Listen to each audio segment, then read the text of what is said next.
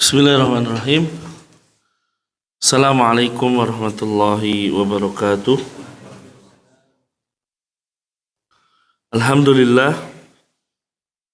Alhamdulillahi ala ihsanihi wa syukru lahu ala taufiqihi wa amtinanihi. Asyhadu an la ilaha illallah wahdahu la syarikalah wa asyhadu anna Muhammadan abduhu wa rasuluhu sallallahu alaihi wa ala alihi wa ashabihi wa man sara ala nahjihi wa istanna bi sunnatihi ila yaumi liqaihi. Qala Allah Ta'ala ya ayyuhalladzina amanu taqullaha haqqa tuqatih wa la tamutunna illa wa antum muslimun. Ya ayyuhan nasu taqu rabbakumul ladzi khalaqakum min nafsin wahidah وخلق منها زوجها وبث منهما رجالا كثيرا ونساء واتقوا الله الذي تساءلون به والأرحام إن الله كان عليكم رقيبا يا أيها الذين آمنوا اتقوا الله وقولوا قولا سديدا يصلح لكم أعمالكم ويغفر لكم ذنوبكم ومن يطع الله ورسوله فقد فاز فوزا عظيما أما بعد فإن أصدق الحديث كتاب الله وخير الهدى هدى محمد sallallahu alaihi wasallam wa syarrul umuri muhdatsatuha fa inna kulla muhdatsatin fid dini bid'ah wa kulla bid'atin dhalalah wa kulla dhalalatin finnar. Ma'asyiral ikhwah rahimakumullah jami'an, kita panjatkan puja dan puji syukur kehadirat Allah Subhanahu wa taala yang masih memberikan kepada kita kesempatan untuk terus memperbanyak amal soleh, terus memberikan kesempatan kepada kita untuk menjadikan hari-hari kita bertambah pahalanya. Maka saat kita masih diberikan kehidupan jangan sia-siakan, karena itu menunjukkan bahwa Allah masih memberikan kesempatan kita untuk bertaubat, untuk memperberat timbangan amal kita.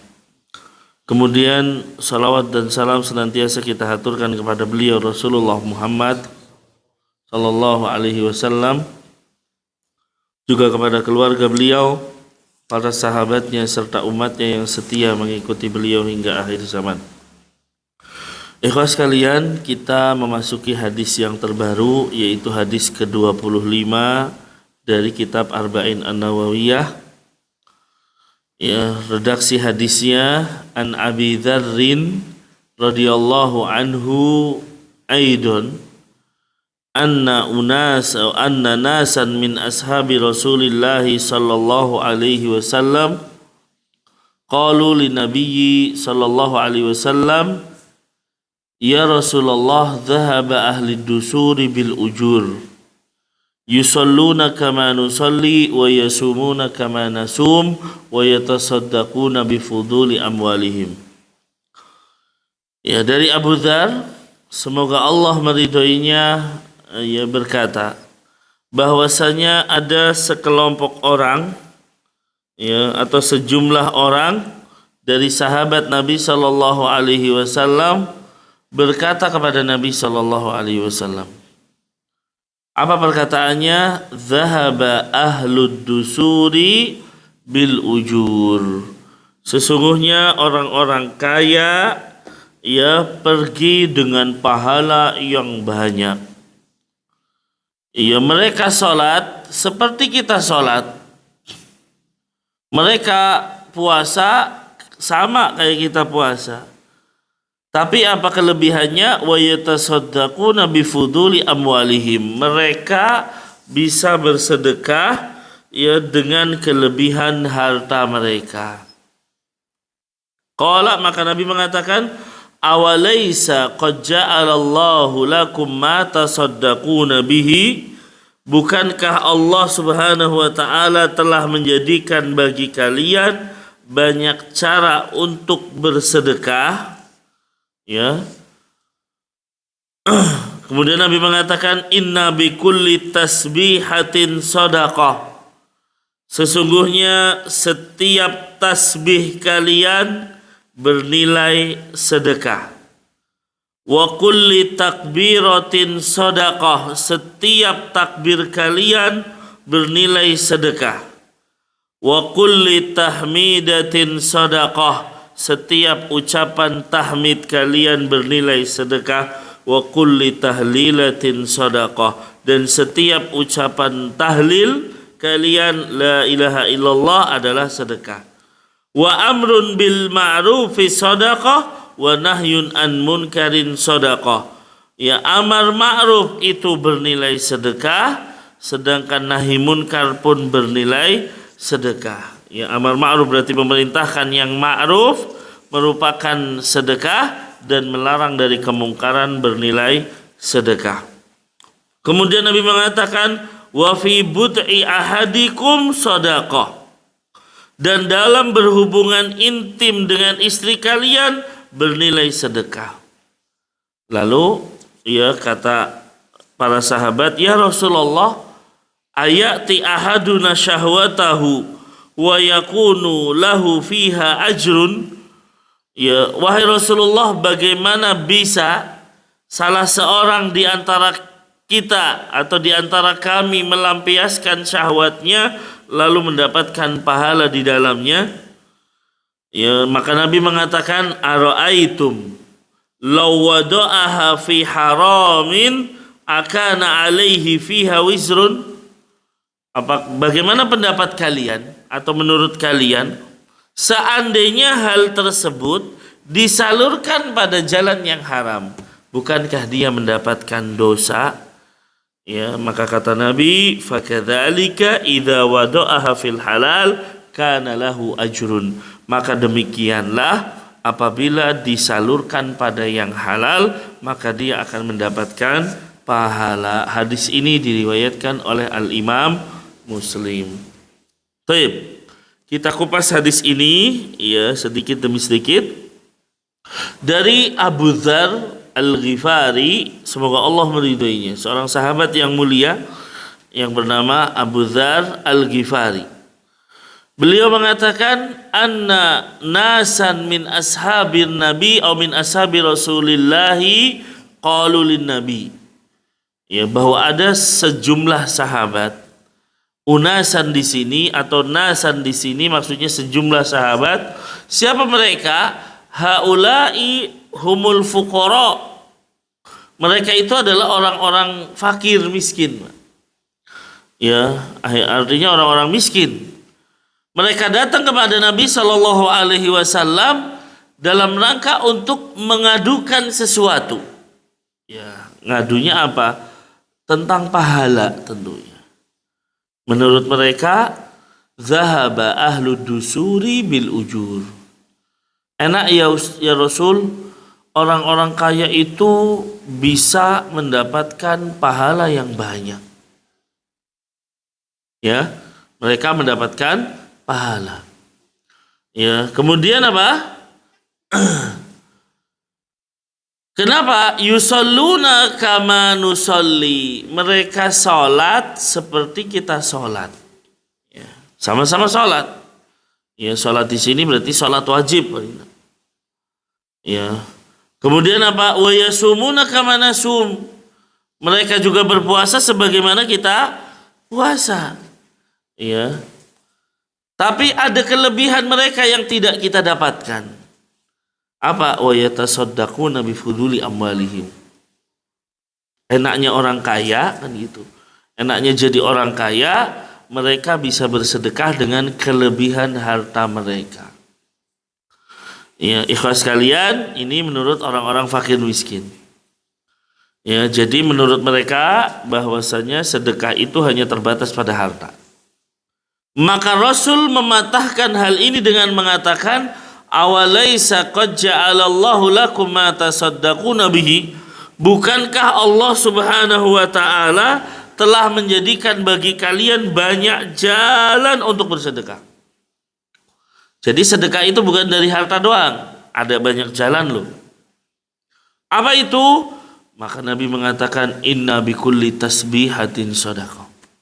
Setiap tasbih yang kita ucapkan, yaitu kita ucapkan subhanallah, entah kita ucapkan subhanallah bihamdi dan lain sebagainya, itu nilainya sedekah. Wa kullu takbiratin shadaqah. Setiap takbir yang kita ucapkan Ya, Allahu Akbar misalnya. Ya, itu bernilai sedekah.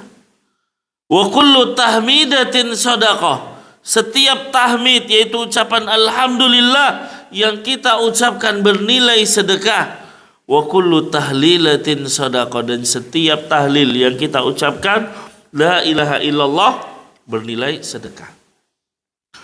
Kemudian, ya berarti ini bagian dari dzikir, bahwa dzikir kita bernilai sedekah. Lalu Nabi mengatakan wa amrun bil ma'rufi sadaqah wa nahyun an munkarin sadaqah.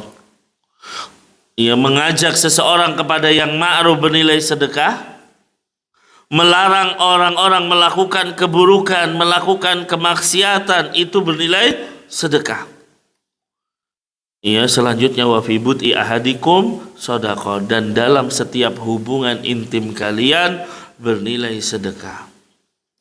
Kemudian di sini sahabat langsung menyangga, ya Rasul, bagaimana seseorang ayati ahaduna syahwatahu, bagaimana seseorang berhubungan intim, melampiaskan syahwatnya, tapi kok dia dapat pahala? Maka Nabi kemudian berdalil dengan kias. Kias itu analogi. Ya, seandainya kamu letakkan hal itu pada yang haram, bukankah dapat dosa? Maka demikianlah ketika engkau meletakkannya pada hal yang halal. Nah, ikhwan sekalian, hadis ini hadis yang agung, ya, menjelaskan tentang ya sedekah. Ya, bahwasanya ikhwah, sedekah itu tidak terbatas pada harta. Ini yang harus kita mulai hilangkan nih. Karena banyak orang berpikir sedekah ya dengan harta, dengan makanan, ya dan lain sebagainya. Memang itu betul. Tapi bukan itu saja jalan-jalan untuk kita bisa bersedekah. Ya, jadi harus kita hilangkan sekarang. Oh, ternyata sedekah bukan hanya itu. Meskipun ikhwah, kalau kita punya uang lebih ya itu lebih dianjurkan gitu. Ya. Artinya apa? Dari sedekah dengan harta itu pun nilainya besar. Karena setiap hari ada 2 malaikat turun. Ya, satu malaikat yang mendoakan kebaikan bagi orang yang sedekah. Malaikat yang kedua adalah yang mendoakan keburukan bagi orang-orang yang bakhil. Kata Nabi Shallallahu Alaihi Wasallam, ya tidaklah setiap pagi ada 2 malaikat yang turun. Ya, malaikat yang pertama mengatakan, Allahumma a'ti munfiqan khalafa. Ya Allah, berikanlah ganti bagi orang-orang yang berinfak dengan ganti yang lebih baik, lebih berkah. Ya, sedangkan malaikat satunya mengatakan Allahumma a'ti mumsikan talafa. Ya Allah, berikanlah orang-orang yang bakhil, orang-orang yang pelit, kehancuran pada hartanya. Naudzubillah. Nah, ini ikhlas sekalian. Ya, maka memang sedekah dengan harta pahalanya besar jelas. Ya, kalau kita berinfak dengan niat pahala di sisi Allah, maka Allah akan menumbuhkannya seperti tumbuh-tumbuhan. Ya, oleh karena itu hadirin yang dimuliakan oleh Allah, bukan berarti ketika kita punya harta banyak lalu kita berpikirnya sedekah yang bukan harta, tidak. Ya, kalau kita punya harta banyak tetap kita berpikiran sedekah yang utama dengan harta-harta kita. Tapi kalau kita sedang tidak punya harta, dalam kondisi tidak mampu, dalam kondisi mungkin sedang kekurangan, ternyata ada jalan lain untuk bersedekah. Ya, ada cara lain untuk bersedekah. Maka sedekah itu maknanya luas. Sebagaimana Nabi Shallallahu Alaihi Wasallam dalam hadis riwayat Bukhari dan Muslim, Nabi mengatakan kullu ma'rufin sadaqah. Setiap kebaikan itu adalah sedekah. Ya, setiap kebaikan yang kita lakukan adalah nilainya sedekah. Ya, Anda membantu tetangga Anda itu bernilai sedekah. Ya, ada tetangga butuh hutang, ya, padahal kita ngutangin dan nanti akan dibayar misalnya. Ya, tapi di sisi lain kita bernilai sedekah. Ya, nah, ikhwas sekalian. Jadi kullu ma'rufin shadaqah. Ya, secara umum setiap kebaikan yang kita lakukan nilainya sedekah. Ini, Pak. Ya, maka ini harus menjadi hal yang kita ketahui. Ya, ini harus menjadi hal yang kita sadari. Karena tadi banyak orang menyangka bahwa sedekah itu cukup dengan harta, hanya terbatas pada harta saja. Ya, maka kalau sedekah hanya terbatas pada harta, maka sebagaimana yang dipahami oleh sahabat tadi, mereka tidak akan bisa mendapatkan pahala sedekah kalau gitu. Jadi seakan-akan pahala sedekah itu hanya monopolinya orang kaya saja. Oh, nggak bisa. Ya, di dalam Islam itu ibadah mencakup orang kaya dan miskin, betul. Ya, memang sebagian ibadah orang miskin gugur, kan gitu. Ya, apalagi kewajiban zakat, ya jelas gugur. Karena nggak ada zakat, karena nggak ada hartanya, bagaimana bisa zakat? Ya, kewajiban haji gugur, jelas. Ya, tetapi ada pahala atau hal-hal yang bisa menjadikan itu tetap bernilai sedekah, maka orang miskin pun bisa melakukannya. Nah, ini ikhwah. Jadi harus kita pahami. Oleh karena itu di dalam hadis Abu Dzar menceritakan bahwasanya orang-orang miskin, orang-orang fakir, dan kita lihat sahabat Rasulullah kalau dipresentasikan lebih banyaknya ya fakir, miskin, bukan orang-orang kaya. Nah, makanya orang-orang miskin mendatangi Rasul Shallallahu Alaihi Wasallam bahwa mereka itu iri. Iri di sini sebenarnya hukum asalnya kan nggak boleh gitu kan. Ya, tapi iri di sini adalah bermakna ghibthah. Ghibthah itu berarti apa? Ya, cemburu atau dengki tapi tidak menginginkan nikmat orang lain hilang. Nah, ini ghibthah namanya, Pak. Tapi kalau menginginkan nikmat orang lain hilang, ini namanya iri dengki yang terlarang jelas, dan itu berdosa. Nah, jadi mereka mendatangi Nabi Shallallahu Alaihi Wasallam, terutama para masyarakat atau para sahabat muhajirin. Orang-orang muhajirin ini awalnya kan orang-orang kaya, Pak. Di Mekah mereka minimal punya harta, ya, dari hasil berdagang. Tapi demi perintah Allah untuk hijrah, mereka rela untuk meninggalkan jual belinya mereka, harta mereka, pindah ke kota Madinah demi untuk bisa beribadah dengan tenang dan lain sebagainya. Ya, karena bumi Allah itu luas. Alam takun ardullahi wasi'ah. Bukankah bumi Allah itu luas? Kenapa kalian gak hijrah? Akhirnya mereka hijrah. Tapi tentunya hijrah ini mengorbankan sesuatu, Bang, nggak mungkin enggak. Dan itu yang akan dilakukan atau yang akan terjadi pada orang-orang yang pengen hijrah. Harus ada yang dikorbankan. Ya, yang dikorbankan oleh mereka adalah harta-harta mereka. Ya, hijrah dengan mungkin tanpa membawa harta apapun karena ditahan oleh orang-orang musyrikin. Begitu sampai kota Madinah, ya, hakikatnya orang-orang Madinah itu adalah orang-orang yang dermawan sekali, Pak. Siap untuk memberi apapun dan lain sebagainya.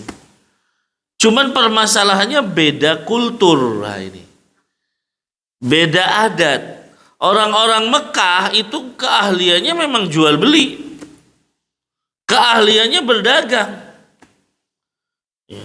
Begitu sampai kota Madinah, ternyata masyarakat Al-Ansor, masyarakat Madinah, mereka lebih ahli bercocok tanam. Mereka lebih ahli bertani, kan gitu. Ya, yang itu tentunya membuat mereka harus adaptasi dan sulit gitu. Akhirnya terkadang mereka harus tertimpa kemiskinan. Ya. Ya, kalau orang-orang yang memang sudah Allah takdirkan kaya seperti Abdurrahman bin Auf, memang sudah, ya, ibarat kata ada orang-orang seperti ini yang ketika mereka megang apapun pasti sukses, kan gitu. Itu ada sekarang misalnya. Ya, mungkin dia tinggalkan usaha yang lain tapi megang usaha lain langsung sukses, kan gitu. Nah, ini Abdurrahman bin Auf nih kayak gini. Ya, jadi ketika dia datang ke kota Madinah dipersaudarakan oleh Rasul dengan Sa'ad bin Rabi, Ya, begitu sampai di Sa'ad bin Rabi, kata Sa'ad bin Rabi, saya punya 2 istri. Kalau kamu mau saya ceraikan, nanti kamu nikahi. Saya punya 2 kebun nih, luas kebunnya. Kalau kamu mau saya kasihkan salah satunya, silahkan. Ya, tapi Abdurrahman bin Auf tidak menginginkan itu semua. Dia tidak menginginkan istri, dia akan cari sendiri kan gitu. Dia tidak menginginkan kebun karena dia tidak bisa berkebun. Makanya dia cuma minta, coba tunjukkan di pasar, di mana sih pasar. Akhirnya apa, ditunjukkan pasar. Dan itu tadi, ya segala yang ya bisa jadi, kadang ada orang ngomong apapun yang dipegang pasti sukses kan gitu. Makanya begitu dia sampai ke pasar, ya dia lihat dulu kondisinya. Ya, begitu selesai kondisi dia langsung berjualan dengan cara sistem konsinyasi dikatakan. Ngambil dulu dari orang kemudian dia jual. Ya sukses langsung. Ya selang mungkin beberapa bulan sudah mampu untuk membeli sebuah emas dengan ukuran 1 biji kurma, nikah kan gitu. Nikah dengan, tentunya bukan dikasih tapi dengan usaha sendiri kan gitu. Masya Allah. Kemudian lama-lama sukses. Ya, itu ya Abdurrahman bin Auf jelas. Maka kembali lagi ke sini. Banyak orang-orang yang miskin, terutama dari kaum muhajirin. Ya, mereka datang kepada Rasulullah dalam rangka bukan iri atau dengki terhadap orang-orang kaya, tapi tadi ghibthah, Pak. Ya, ghibthah itu apa? Rasa cemburu. Ya, ingin bisa seperti orang-orang kaya tanpa mengharapkan kenikmatan tersebut hilang dari orang kaya. Ini namanya ghibthah. Beda kalau hasad. Kalau hasad itu benci apabila orang lain mendapatkan kenikmatan. Berharapnya apa? Kenikmatannya hilang kan gitu. Nah, ini namanya iri dengki. Ya, hasad dan lain sebagainya. Dan ini tentu dilarang. Beda kalau ghibthah. Ghibthah itu ya dianjurkan dalam Islam. Yang lihat orang ibadahnya banyak, semangat gitu kan. Makanya di dalam Islam ada kalimat, atau dalam Al-Qur'an ada fastabiqul khairat kan gitu. Berlomba-lombalah dalam ketaatan, dalam kebaikan. Ya, wa fi dzalika falyatanafasil mutanafisun misalnya. Ya, dalam surat Al-Mutaffifin ayat 26 misalnya. Maka yang demikian itu hendaknya berlomba-lomba kan gitu. Ya, jadi itu ghibthah. Ya. 6. Maka hadirin yang dimuliakan oleh Allah Subhanahu wa taala, Allah memerintahkan kalau ghibthah gitu kan. Ya, artinya para sahabat ini ghibthah kepada orang kaya. Kenapa? Karena mereka bisa dapat pahala sedekah. Sedangkan kita enggak kan gitu. Ya, maka ini membuat mereka pengen gitu. Ya, maka hadirin yang dimuliakan oleh Allah, sekali lagi para sahabat datang mengadu kepada Rasulullah bukan dalam rangka hasad, bukan dalam rangka dengki, tapi mereka merasa bahwasanya pahala mereka tidak bisa menyamai orang kaya. Dari sisi apa? Sedekah. Karena kalau ibadah-ibadah yang lain sama aja. Mereka sholat, kita sholat, mereka juga sholat. Kita sholat 5 waktu, mereka sholat 5 waktu. Ya, kita sholat sunnah, mereka juga sholat sunnah kan gitu. Ya, kemudian apa? Ya, kita puasa, mereka ikut puasa, baik sunnah maupun wajib kan gitu. Ya, sedangkan orang-orang miskin sama-sama, cuman ada kelebihannya. Ternyata orang kaya itu bisa sedekah, lah kita nggak bisa. Gimana mau bisa sedekah nggak punya harta? Nah, ikhwas sekalian, ini orang-orang miskin. Sama kejadiannya ketika dalam satu perang, yaitu perang Tabuk. Ya, Allah abadikan dalam surat At-Taubah ayat 92, wala 'alal ladzina idza ma atauka litahmilahum qulta la ajidu ma ahmilukum alaihi tawallau a'yunahum tafidu minad dam'i hazanan alla yajidu ma yunfikun. Ya, kata Allah, tidak ada dosa atas orang-orang ya yang datang kepada engkau wahai Muhammad supaya diberi kendaraan untuk perang. Ya. Kemudian Nabi mengatakan, saya tidak punya kendaraan untuk membawa kalian ikut perang. Ya, kemudian apa?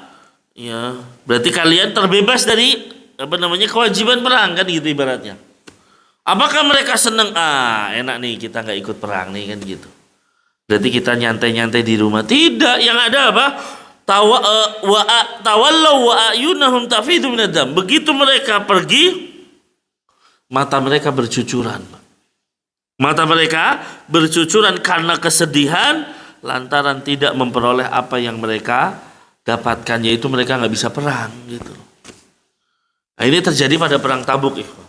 Jadi pada perang Tabuk, ya ada perintah untuk ikut jihad. Ya, cuman banyak sahabat yang nggak punya kendaraan. Ya tadi miskin. Padahal perjalanan dari kota Madinah ke Tabuk itu kurang lebih sekitar 750 km kan gitu. Oh, jauh nih kalau jalan kaki ya kaki bisa putus, bisa jadi kan gitu. Ya. Akhirnya hanya orang-orang yang punya kendaraan yang berangkat. Nah, orang-orang yang nggak punya ini ngadu kepada Nabi, ya Rasul, kita pengen ikut perang, tolong. Gimana? Maka Nabi mengatakan tidak ada tenggangan buat kalian. Ya, maka kalian terlepas atau terbebas dari kewajiban jihad. Mungkin kalau kita yang gitu, wah enak nih kita bisa nyantai di rumah kan gitu, tidur-tiduran. Tapi tidak bagi para sahabat Nabi. Ya, mereka adalah orang-orang yang paling bersih hatinya. Makanya ya Allah, begitu Nabi mengatakan gak bisa untuk perang karena gak ada kendaraan, mereka nangis sejadi-jadinya.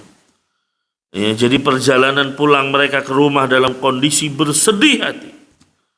Ya, karena tidak bisa ikut perang. Nah, itu ikhwas sekalian, sama kondisinya dengan hari ini atau dengan hadis ini. Bahwasanya orang-orang miskin tidak bisa ikut sedekah. Nah, inilah para sahabat Nabi, Pak. Jadi iri dan dengkinya mereka adalah ghibthah. Ya, yaitu menginginkan pahala yang lebih juga. Kalau mereka bisa dapat, saya juga pengen dong kan gitu. Ada orang-orang kaya bisa sedekah sedangkan kita nggak bisa. Sedih gitu loh, Pak. Ya, bukan berpangku tangan atau ya sudahlah kita nggak mampu maka mau gimana kan gitu. Tapi mereka berusaha datang kepada Nabi, ya Rasul, enak ya jadi orang kaya nih kan gitu. Karena mereka ibadahnya sama tapi bisa sedekah. Kita cuma mentok di ibadah saja, sholat, puasa dan lain sebagainya. Tapi nggak bisa sedekah. Nah, ini para sahabat Nabi. Maka ikhwas sekalian, ya para sahabat Nabi itu berusaha untuk fastabiqul khairat namanya. Ya, berlomba-lomba dalam kebaikan. Ya, berlomba-lomba dalam ketaatan kepada Allah Subhanahu wa taala. Cukuplah kita ambil contoh dari Abu Bakar dan Umar. Ya, Abu Bakar dan Umar dalam masalah sedekah harta deh. Ya, pernah suatu ketika Rasul Shallallahu alaihi wasallam memerintahkan untuk bersedekah. Wahai para sahabatku, bersedekah. Kata Umar, ya, dan itu bertepatan saya lagi punya harta banyak. Ya, sampai-sampai kata Umar, hari ini saya bisa mengalahkan Abu Bakar. Ing sabaqtu yo. Ya, saya tuh selalu kalah dari Abu Bakar dalam segala hal. Maka sekarang saya pengen mengalahkan Abu Bakar. Nah, di sini kan ada berlomba-lomba. Dan gak ada dari sisi Umar kebencian kepada Abu Bakar, iri, ya enaklah dia menang terus kan gitu kan. Ya, enak dia mah dekat dengan Rasul, tidak ada rasa iri itu. Tapi yang diirikan oleh Abu Umar adalah, ya kenapa Abu Bakar selalu menang dalam sisi akhirat? Maka hari ini saya akan mengalahkan dia dari sisi akhirat. Ya, dia bawa setengah hartanya, kasih kepada Rasul. Ya, kata Rasul, ma abqaita li ahlik, apa yang kamu sisakan untuk keluargamu? Kata Umar, mislahu, seperti itu. Ya, setengahnya berarti saya sisakan untuk keluarga. Tiba-tiba Abu Bakar datang bikuli malihi dengan seluruh hartanya. Lalu Nabi mengatakan, maaf qaitali ahlik, apa yang kamu sisakan untuk keluargamu? Maka kata Abu Bakar dengan tenang dan tegas mengatakan, abqaitu lahum Allah war Rasul. Ya, saya sisakan untuk mereka Allah dan Rasulnya. Masya Allah. Artinya tawakal tingkat tinggi, dan itu sulit kita samakan kan itu. Ya, maka kata Abu Bakar, saya sisakan untuk keluarga Allah dan Rasul. Jadi hartanya saya infakkan semuanya. Ya, maka kata Umar ibn Khattab, la usabikuka ila syai'in abada. Ya, saya tidak akan pernah bisa mengalahkanmu selamanya. Ya, lombanya apa ini? Ya, lomba dalam akhirat, Pak. Bukan lomba dalam dunia. Yang satu beli mobil juga kan gitu. Yang satu bangun rumah. Enggak, bukan itu. Ya, Abu Bakar dan Umar bukan, oh kamu habis beli kuda, oh beli kuda juga kan gitu. Kamu habis beli onta, beli onta juga, enggak, bukan itu. Ya, tapi perlombaannya adalah dalam masalah akhirat. Ya, ini ikhwas sekalian. Ya, maka ya itulah para sahabat Nabi. Makanya Rasul Shallallahu Alaihi Wasallam memotivasi para sahabatnya untuk senantiasa berlomba-lomba dalam ketaatan, dalam kebaikan. Makanya Nabi mengatakan terkait ghibthah, Nabi mengatakan la hasada illa fisnatain. Tidak ada hasad ya, atau tidak diperbolehkan hasad kecuali dalam dua hal, ya, yaitu apa? Ya, seseorang dikaruniai oleh Allah harta, kemudian dia menghabiskannya untuk jalan Allah, menyedekahkannya untuk di jalan Allah. Ini yang pertama. Yang kedua, seseorang dikaruniai oleh Allah ilmu, ya, kemudian dia memutuskan dengan ilmunya dan mengajarkannya. Ini ikhwah sekalian. Ya, maka ikhwah, ya, Allah dan Rasulnya mengajarkan kita untuk bersaing dalam kebaikan, bersaing dalam amal soleh. Karena harus kita pahami ikhwah, bahwa usia kita berbatas waktu. Kemampuan kita pun berbatas waktu. Kesehatan kita tidak terlalu sehat. Suatu saat akan sakit. Waktu luang kita juga terbatas. Ya, maka ikhwas sekalian, pada saat hal-hal tersebut ada pada kita, ayo kita lakukan kebaikan kan gitu. Saat kita sehat, mari kita terus bersemangat untuk ibadah. Ya, saat kita masih kuat, saat kita masih kaya, saat kita masih punya waktu luang, jangan disia-siakan. Nah, baik ikhwas sekalian. Kemudian kembali kepada hadis. Persaingan dalam kebaikan di sini yang terjadi pada sahabat-sahabat yang miskin adalah mereka melihat orang kaya bisa sedekah, sedangkan mereka tidak bisa.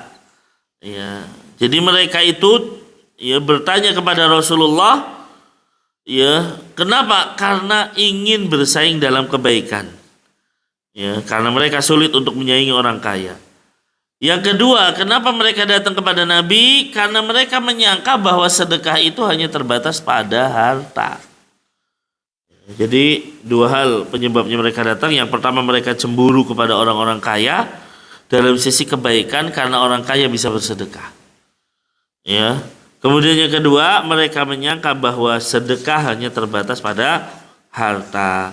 Maka Nabi kemudian memberikan gambaran sedekah, ya, dengan kalimat inna bi kulli tasbihatin shadaqah wa kulli takbiratin shadaqah wa kulli tahmidatin shadaqah wa kulli tahlilatin shadaqah.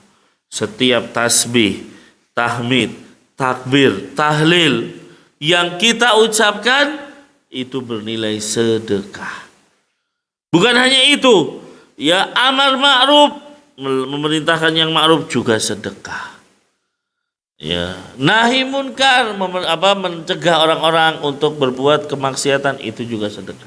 Sampai hubungan intim juga sedekah. Maka ikhwas sekalian, berarti dalam hadis ini setidaknya ada 4 cara sedekah selain harta.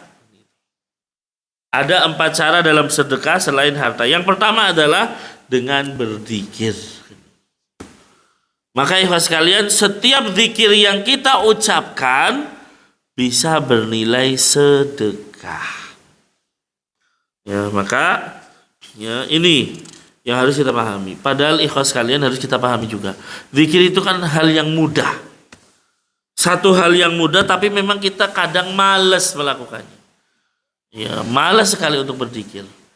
Padahal kita duduk, apa sih sulitnya kita ngucapin alhamdulillah misalnya. Lagi duduk-duduk kita ucapan subhanallah sebanyak-banyaknya. Kita ucapkan istighfar sebanyak-banyaknya, kita ucapkan Allahu Akbar dan lain sebagainya. Ya, tapi ya itu kita kadang malas.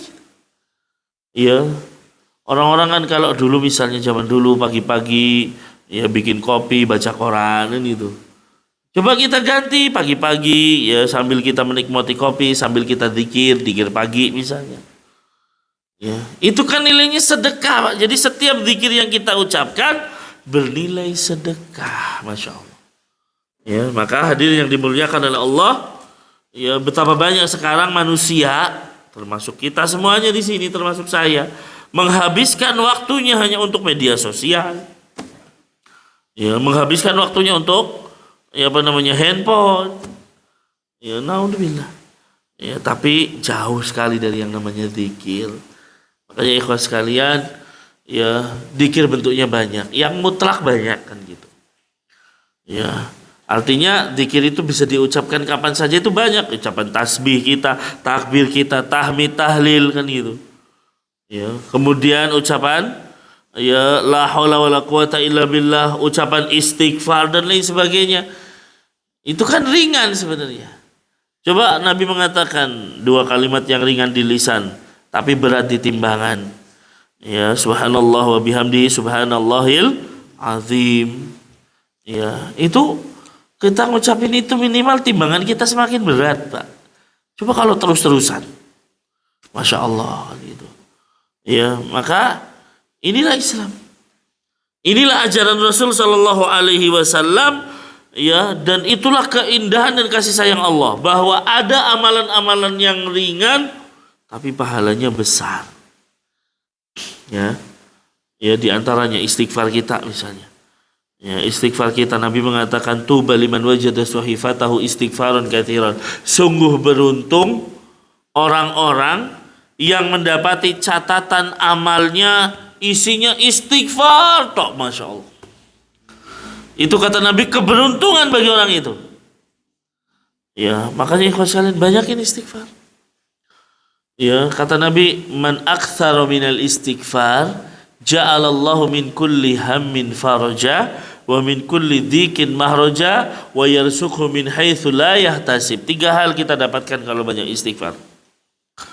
Siapa yang banyak istighfarnya, Allah akan berikan min kulli hammin faraja. Kalau gundah gulana, Allah berikan ya supaya enggak gundah gulana, ketenangan di dalam jiwa. Ya, wa min kulli dhikin mahraja, dalam setiap kesulitan yang kita hadapi, ya, kita dalam kondisi kesulitan, langsung yang terucap apa? Istighfar. Astagfirullah, astagfirullah. Maka Allah akan berikan jalan keluar, Pak. Dan yang ketiga apa? Orang yang banyak istighfar, Allah akan berikan rezeki dari arah yang tidak diduga-duga, tidak disangka-sangka. Ya, maka banyakin istighfar kita. Astagfirullah, astagfirullah. Nah, ini ikhwas sekalian. Jadi yang pertama, ya, supaya kita bisa bersedekah, ya, adalah dengan kita banyak berzikir. Nah, yang kedua, tata cara sedekah selain dengan harta adalah dengan amar ma'ruf. Apa itu amar ma'ruf? Memerintahkan orang lain berbuat yang ma'ruf. Memerintahkan orang lain berbuat baik. Ya, dan kebaikan itu sifatnya umum, apapun itu. Ya, kita ngajak tetangga kita sholat, yuk sholat jamaah di masjid, amar ma'ruf. Sekedar ngajaknya kita doang loh ikhwah. Ya, ibu-ibu sekalian. Ya, sekedar kita ngajak itu udah nilainya sedekah. Entah dia mau ikut atau enggak, terserah gitu kan. Ya, berarti kan, Mas, ayo ke masjid sholat jamaahan itu. Oh ya, ntar dulu lah, belum mandi. Ya terserah, yang penting kalimat kita mengajak dia udah nilainya sedekah. Kan ya Allah. Ya, itu suatu hal yang, ya, maka ikhwas sekalian, ya, perintah apa, kita ucapkan kalimat-kalimat perintah yang baik kepada tetangga kita, kepada saudara kita, kepada anak-anak kita, kepada saudara-saudara kita, siapapun itu kan gitu. ya, nyuruh mereka ke masjid, ya, sekedar misalnya, nak sudah sholat belum, ayo sholat, itu perintah Pak. Ya, itu nilainya sedekah loh Pak, Masya Allah. Ya, bernilai sedekah. Ya. Nah, ya, nyuruh orang misalnya, hendaknya kita berbakti pada kedua orang tua. Ya, terlepas orang itu ikut ya yang kita arahkan atau tidak, yang penting kita sudah bersedekah. Ya, maka sedekah tidak melulu dengan harta saja. Ya kan nikmat berarti. Itulah indahnya Islam, sekedar kita nyuruh sudah bernilai sedekah. Sebaliknya, sedekah yang ketiga adalah mencegah dari kemungkaran. Mencegah dari kemungkaran, ya. Maka ikhwas sekalian, ya, kalau kita melihat orang lain mau melakukan keburukan, ya, lalu kita cegah dan lain sebagainya, itu adalah ya sedekah. Ya, sekedar misalnya orang ya berbohong lalu kita katakan, kamu jangan dusta kan gitu. Ya. Itu dapatnya nilai sedekah ikhwas sekalian. Ya, apalagi kalau kita bisa mencegah orang misalnya, kamu jangan judi, kamu jangan dan lain sebagainya itu. Ya, jangan minum minuman keras dan lain sebagainya, maka itu adalah bernilai sedekah. Maka kemungkaran ini sifatnya umum.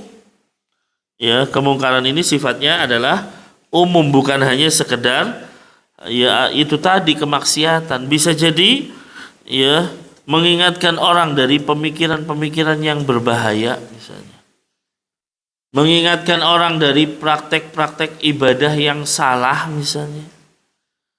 Ya, ini adalah nilainya sedekah. Masya Allah, nikmat sekali Pak.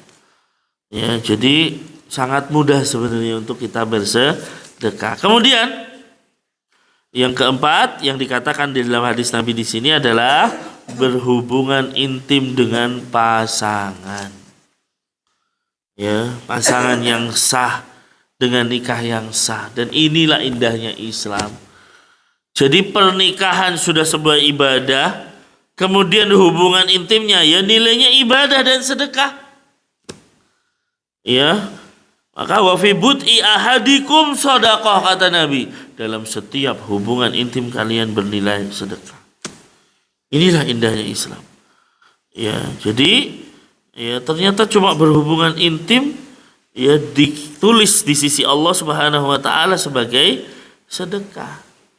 Ya, padahal itu mungkin menurut para sahabat, loh cuma hubungan intim ya Rasul. Makanya para sahabat heran, ayati ahaduna syahwatahu wa yakuna lahu fiha ajrun. Apakah seseorang melampiaskan syahwatnya ya itu bernilai atau bernilai pahala di dalamnya kan gitu.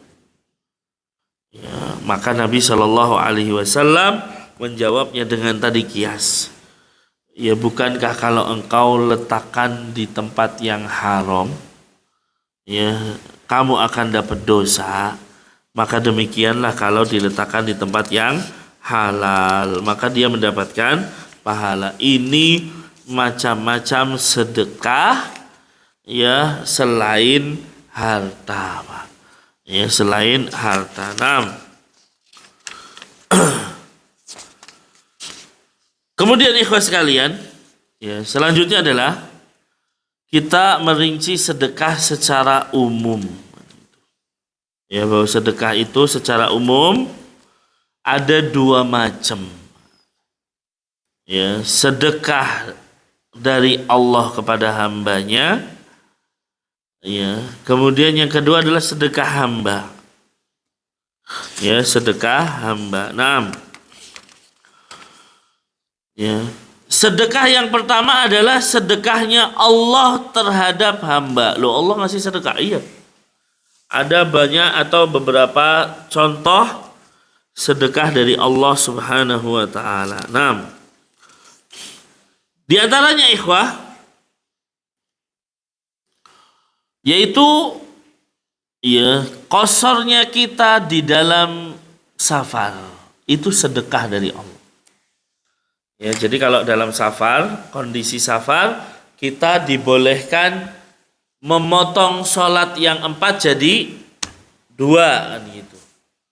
Ya, maka ini hal yang diperbolehkan tapi hanya di dalam safar, bukan yang lain, Pak. Ya, jadi jangan salah paham. Jadi qashar itu hanya dalam safar. Ya, kalau nggak safar nggak boleh. Sakit misalnya, boleh nggak mengqashar? Oh, nggak boleh. Ya, karena bukan alasan untuk mengqashar. Ya, mengqashar itu dari 4 menjadi 2. Nah, ada Ya'la bin Umayyah tanya kepada Umar bin Khattab. Ya, tentang firman Allah surat An-Nisa ayat 101. Ya, Allah berfirman, "Wa idza darabtum fil ardi falaysa 'alaikum junahun an taqsuru minas salati in khiftum ay yaftinakumul ladzina kafaru. Innal kafirina kanu lakum aduwwan mubin."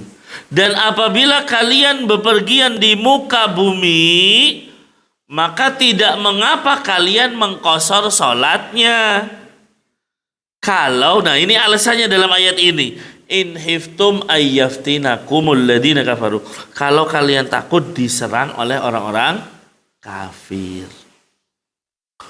Ya, berarti dalam ayat ini boleh qashar kalau takut diserang oleh orang-orang kafir. Innal kafirina lakum aduwwum mubin.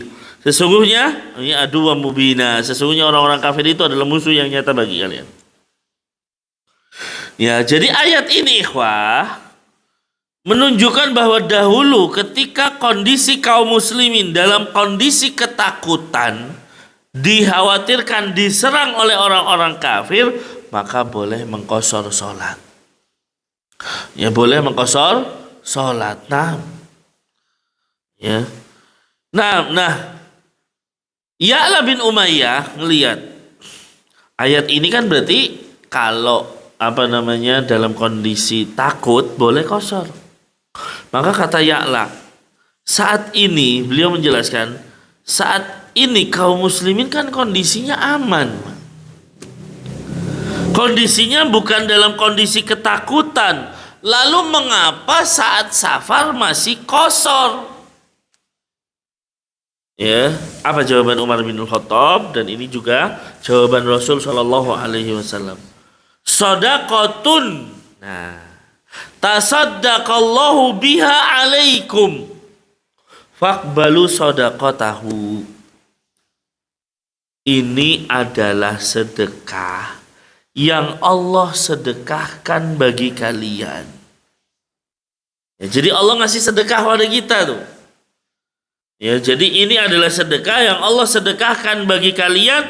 Faqbalu shadaqatahu, maka terimalah sedekah tersebut. Perintah di sini kata Nabi Shallallahu Alaihi Wasallam.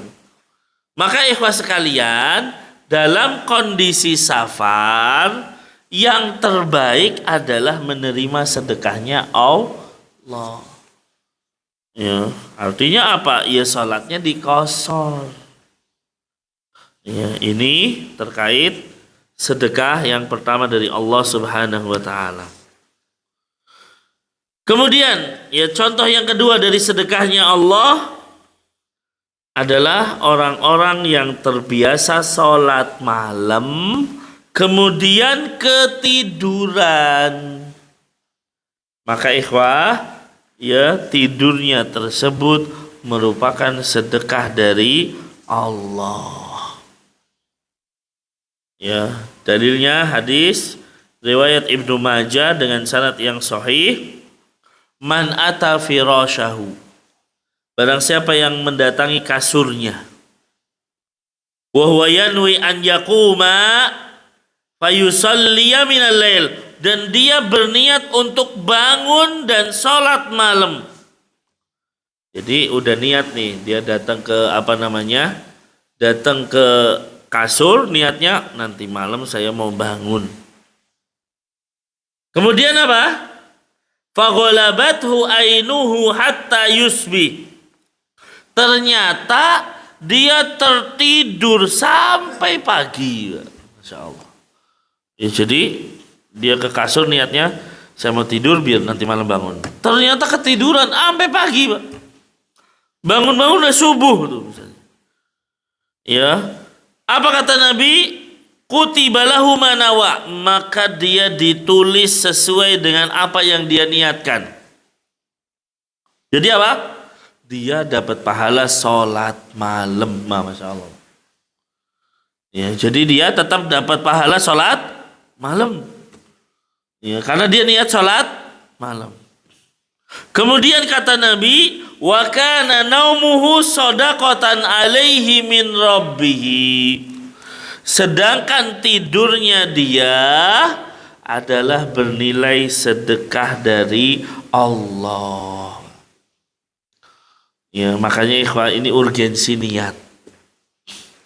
Ya, ini urgensi niat. Maka kalau kita niatnya dalam tidur kita, habis kita berwudu, baca doa, saya tidur sekarang, saya niat nanti malam mau bangun. Bangunnya apa? Nonton bola? Ya enggak, nanti gitu.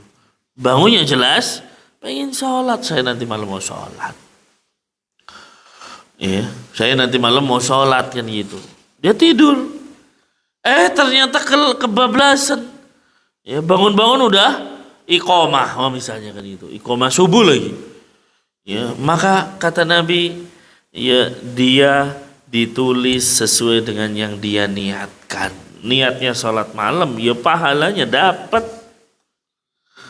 Lalu tidurnya dinilai sebagai sedekah dari Allah Subhanahu wa ta'ala. Naam ikhwas sekalian, itu terkait sedekah dari Allah Subhanahu wa ta'ala. Naam. Baik, ini mungkin untuk kondisi malam hari ini, yaitu bahwasanya kita sampai pada sedekah dari Allah untuk hambanya. Insya Allah di kesempatan yang akan datang kita sampaikan sedekah hamba untuk Allah Subhanahu wa ta'ala. Ya, dengan banyak cara. Intinya berarti ya bahwa para sahabat berpikir sedekah itu dengan harta gitu. Ya, tetapi ternyata Rasul memberikan gambaran sedekah tidak hanya dengan harta. Wallahu a'lam bishawab. Ya, enggak ada pertanyaan? Enggak ada mungkin? Oh ada. Oh ya. Tapi sebelum kita tutup silahkan kalau ada yang mau tanya.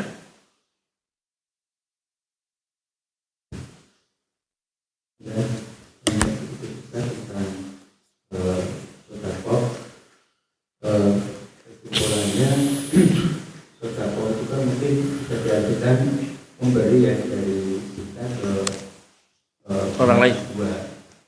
Kalau kita lihat dari hadis ini kan ada amar ma'ruf itu kan kita memberikan kebaikan kepada orang lain. Tapi kalau pikir ini kan apakah kenapa itu termasuk sedekah? Kemudian apakah setiap amal kebaikan itu juga bisa bernilai sedekah, tidak hanya di 4 amal ibadah ini? Kemudian kalau tidak, pertanyaannya apa bedanya amal yang termasuk sedekah dengan amal yang bukan termasuk sedekah? Kelebihannya apa? Kemudian ada lagi tentang tadi turunnya 2 malaikat, yang satu mendoakan kebaikan bagi yang bertimpa, kemudian yang satu mendoakan keburukan. Itu kita sering dengar dai-dai kemudian memberikan solusi, kita bertimpa setiap subuh. Nah, apakah solusinya seperti itu atau bagaimana? Ya. Iya, yang pertama terkait sedekah tadi ya. Bahwasanya kalau sedekah itu kan memberikan kepada yang lain. Nah, berarti intinya nanti insya Allah kita sampaikan sih di pertemuan yang akan datang bahwa sedekah non harta ya Pak ya. Sedekah non harta itu ada yang bentuknya untuk kebaikan diri sendiri dan ada yang untuk kebaikan orang lain. Nah ini dalam masalah sedekah non harta. Kalau sedekah harta kan berarti kita kasih kepada orang lain gitu kan. Nah, tapi kalau sedekah non harta dikatakan para ulama ada yang bentuknya untuk diri sendiri, di antaranya zikir, ya, dan ada yang memberikan kepada orang lain seperti amar ma'ruf nahi munkar tadi kan gitu. Ya, nah ini bahkan Dikatakan sedekah adalah ketika kita tidak mengganggu orang lain, itu disebut sedekah. Ya, jadi kita tidak mendolimi, kita tidak mengganggu orang lain, itu juga sudah bernilai sedekah. Maka sedekah non harta itu bentuknya ada yang buat diri sendiri, ada yang buat orang lain. Kemudian, apakah setiap kebaikan sedekah? Tadi di awal sudah kita katakan. Nabi menyebutkan hadis yang diriwayatkan oleh diriwayatkan oleh Al-Imam Muslim dan Imam Bukhari juga, kullu ma'rufin shadaqah. Setiap kebaikan yang kita lakukan nilainya sedekah. Ini Nabi menyebutkan ini hanya sekedar contoh. Jadi sebenarnya semua kebaikan yang kita lakukan ya nilainya sedekah. Ya, maka ikhwas sekalian, inilah indahnya jadi orang Islam. Kebaikan apapun yang kita lakukan nilainya sedekah. Ya, jenengan nih sekedar misalnya jalan tiba-tiba ada paku kan gitu. Ya, kemudian diambil pakunya disingkirin. Nah, ini nilainya sedekah. Ya, nilainya sedekah. Ya, dan juga bagian dari keimanan. Masya Allah. Ya. Bahkan apa? Kalau kita lihat dalam hadis kan apa? Ya, ya, tabassumuka fi wajhi ahika sedekah. Senyummu, nah ini kan cuma senyum loh padahal. Senyummu di hadapan saudaramu nilainya sedekah, cuma senyum kan. Ya, berarti apa yang dikatakan oleh Nabi kalau dalam hadis ini sebagai contoh, tapi hadis yang lebih umum lagi, hadis riwayat Bukhari dan Muslim, kullu ma'rufin shadaqah. Setiap kebaikan yang dilakukan oleh kaum muslimin, oleh kita semua, nilainya sedekah. Ini yang kedua. Yang ketiga, ya tentang malaikat turun ya di pagi hari, kemudian menjadi dalil sedekah subuh. Wallahu a'lam Pak ya. Saya nggak mendapati kiasnya ke situ gitu kan. Makanya kan kadang ada Ustadz sedekah subuh, dalilnya apa kan itu? Dalilnya ada 2 malaikat turun di pagi hari. Ya, kemudian dijadikan sebagai sedekah subuh. Saya kira itu utak-atik gatuk ya itunya. Ya, jadi nggak mesti harus subuh gitu kan. Makanya ikhwah kan sering saya sampaikan, kalau kita pengen dapat pahala haji dan umroh secara sempurna kan duduk di tempat kita sholat, tidak berubah kan gitu, tidak berpindah maksudnya dari tempat tersebut sampai matahari terbit, 15 menit setelahnya baru kita sholat. Oh, kita seperti orang haji dan umroh. Lah Ustadz, gimana sedekah subuhnya kan gitu? Berarti kan harus berpindah tempatnya ini. Wallahu alam, kita katakan itu tidak tepat kalau dijadikan sebagai dalil sedekah subuh. Ya, artinya sedekah kapanpun di pagi hari nggak masalah gitu kan.